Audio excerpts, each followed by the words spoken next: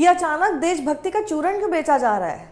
दोस्तों, एक साल तक सोना मत खरीदो। कि साल भर तक घर में कोई भी फंक्शन हो, कोई भी कार्यक्रम हो, हम सोने के गहने नहीं खरीदेंगे। पेट्रोल डीजल कम इस्तेमाल करो, तेल की बचत करो।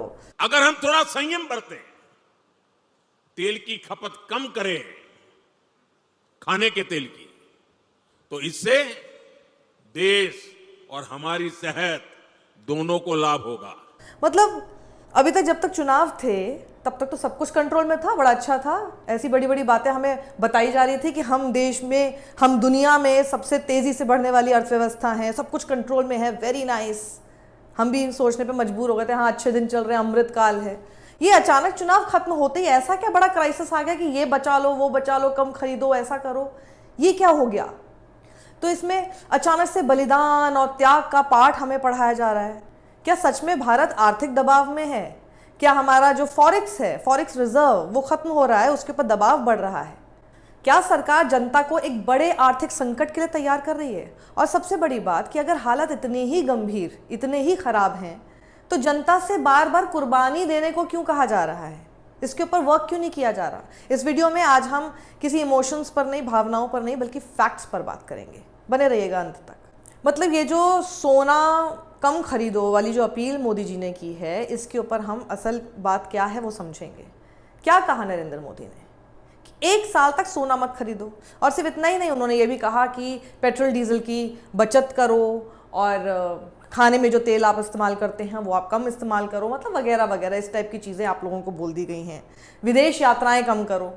ये विदेश में वेडिंग इनका फैशन खूब बढ़ रहा है, और लेकिन इस पर भी बहुत विदेशी मुद्रा खर्च होती है।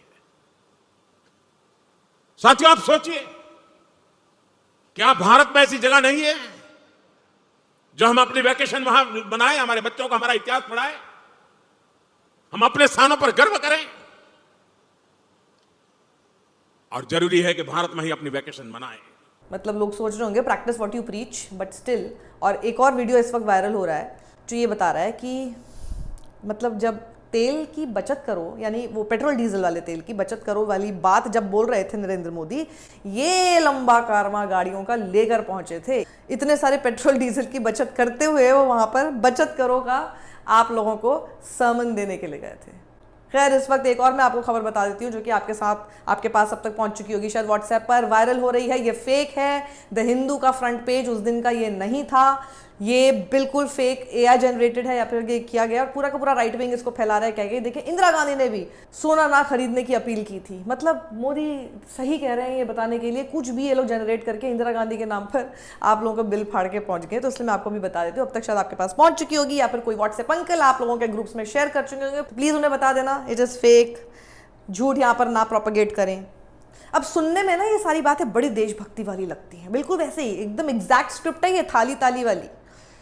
कई सारे लोग थाली ताली वाले थे। मैं तो अभी ट्विटर पर देख रही थी कि एक ज्वेलर हैं, मतलब आप सोचिए, खुद उनका व्यापार ये है, रोते रोते बोल रहे कि मोदी जी ने कहा है तो अब मैं करूँगा ये कि मतलब उनका व्यापार खत्म हो जाएगा एक साल के लिए, पर ऐसे बोल रहे हैं। मतलब ये ऐसे ऐसे तो लोग हैं।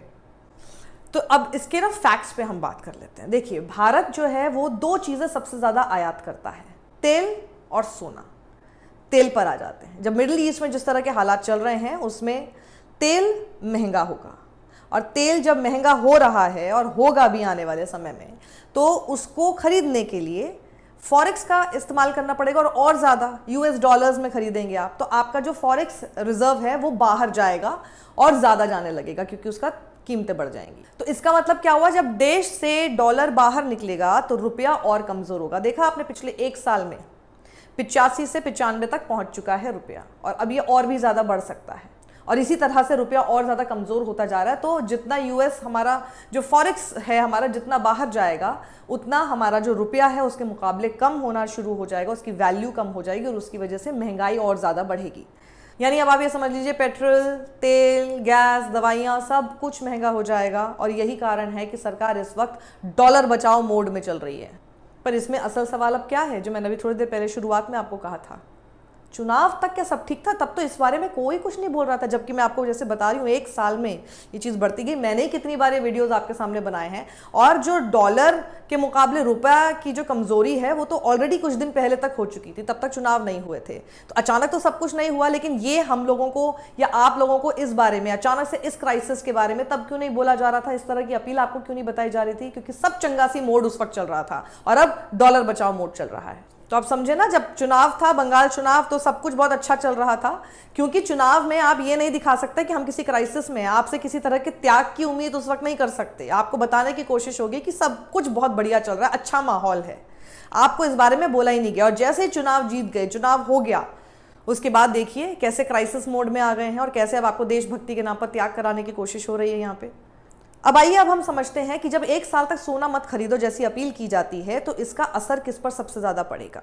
देखिए, एक तो जो ज्वेलरी का बिजनेस करते हैं, सोने का जो बिजनेस कर रहे हैं व्यापारी हैं, उन पर तो पड़ेगा, लेकिन छोटे ज्वेलर्स, कारीगर, डिज़ाइनर, दुकानदार, मजदूर, सब पर इसका असर पड़ेगा। तो ये कोई सिर्फ अमीरों का पेशा नहीं है। इसमें अगर आप देखो तो एक साथ पिरामिड है जिसमें कई सारे लोग उससे अटैच्ड हैं, और सब लोगों के ऊपर, जिसमें गरीब लोग भी शामिल हैं, उन सब के ऊपर इसका असर पड़ना शुरू हो जाएगा। बीबीसी की एक रिपोर्ट के मुताबिक ज्वेलर्स क्या कहते हैं, जरा गौर से सुनिएगा। 1 साल बहुत लंबा समय होता है। अगर लोग सोना खरीदना कम कर देंगे तो छोटे कारोबारियों पर भारी असर पड़ेगा। सोचिए, एक बयान और एक पूरा सेक्टर डर के साए में आ गया।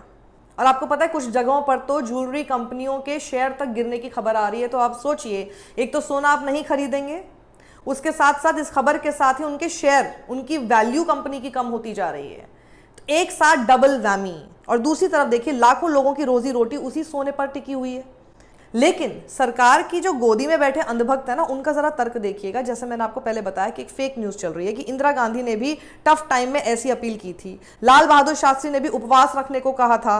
बिल्कुल सही, इतिहास में अगर ये बात है तो बिल्कुल है, लेकिन आप फर्क भी तो देखें कि उस समय देश किन चीज़ों से जूझ रहा था और आज क्या। हमें अभी तक तो चंगासी मोड दिखाया जा रहा था, और अब अचानक से हम क्राइसिस में आ गए। उस समय हम थे क्राइसिस में, कोई लोगों के वोट बटोरने के लिए उनको बहुत अच्छा नहीं बताया जा रहा था। हम किस स्थिति से, किन हालात से गुजर रहे थे। 1965 के युद्ध के समय लाल बहादुर शास्त्री ने देश की जनता से कहा था, एक वक्त का खाना छोड़ दीजिए।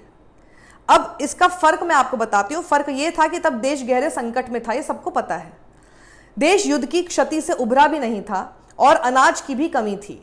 देश को पता था कि हालात कठिन हैं। और जब इंदिरा गांधी ने 1967 में सोना मत खरीदो वाली अपील की थी, तो ऐसा कहा जा रहा है तमाम राइट विंग के लोगों के द्वारा, लेकिन हिंदू में जो कहा गया है वो स्क्रीनशॉट आप देख लीजिए, वो फेक है। द हिंदू के नाम से वायरल किया जा रहा है, और द हिंदू ने इसको लेकर क्लैरिफाई किया है, क्योंकि इंदिरा गांधी के नाम पर जो सोना मत खरीदो वाला बयान फैलाया जा रहा है उसका कोई भी रिकॉर्ड मौजूद नहीं है। हाँ, ये ज़रूर है कि युद्ध और आर्थिक संकट में अपील ऐसी हुई हैं जिसमें कि दान और सहयोग जैसी बातें कही गई, लेकिन गोल्ड ना खरीदने का आदेश या अपील, इस तरह की कोई बात नहीं थी, ऐसा नहीं कहा गया था। अब आप समझ गए ना कि कितना झूठ आपको फैलाया जाता है सिर्फ ये जताने के लिए कि देखिए हमारा फैसला बिल्कुल सही है। इंदिरा गांधी को लेकर कहा जाता है कि 1962 के युद्ध के समय उन्होंने अपने गहने देश के नाम दान कर दिए थे, ये जरूर है। लेकिन आज क्या कहा जा रहा था, भारत विश्व गुरु बन चुका है, सब कुछ कंट्रोल में है क्योंकि सब चंगासी है, भारत दुनिया की सबसे मजबूत अर्थव्यवस्था है, और अचानक सोना मत खरीदो। हम अभी तक इतने लाला लैंड में जी रहे थे, हम तो बहुत अच्छा जी रहे हैं, इतनी अच्छी अर्थव्यवस्था हमारी चल रही है, वाह वाह, ऐसा तो सुख कभी मिला ही नहीं, ऐसा अमृतकाल हमने कभी देखा ही नहीं, ऐसे अच्छे दिन। और ऐसे अच्छे दिन, चुनाव खत्म, सोना मत खरीदो, क्राइसिस मोड ऑन। तो अब आप सोचिए ना कि हर बार जो बलिदान है, मैं जनता आपसे बोल रही हूँ, आप ही क्यों दें? हर बार सारे बलिदान आप दें। कोविड आता है, थाली ताली बजवाई जाती है, बलिदान सारे आप दें, दिए जलाएं आप लोग, लेकिन कुछ सवाल ना पूछें। आप सवाल ना पूछने का बलिदान दे रहे थे। नोटबंदी हुई तो लाइनों में लग जाओ, अपने अपने पैसे सब स्वाहा कर दो, जाके लंबी लाइनों में लग के अपने पैसे जाकर एक्सचेंज कराओ। ये सारे के सारे बलिदान किसने दिए? आपने दिए। बेरोजगारी ऑलरेडी इतनी ज़्यादा है, महंगाई बढ़ती जा रही है, क्राइसिस अचानक से हमारे सामने उत्पन्न कर दिया जाता है। अभी देखिए, आपने पीछे कुछ दिन पहले एलपीजी का जब क्राइसिस हुआ था तो किन लोगों को सबसे ज़्यादा मुश्किलें आ रही थी, इससे भी आप समझ सकते हैं। सबसे ज़्यादा परेशान कोई भी ऐसी चीज़ होगी तो होगा देश का गरीब। और आप लोगों से हर बार, उसी गरीब से हर बार त्याग करने की बातें कही जाती हैं। ये कितना सही है, समझ आया आपको कुछ? सत्यमेव जयते।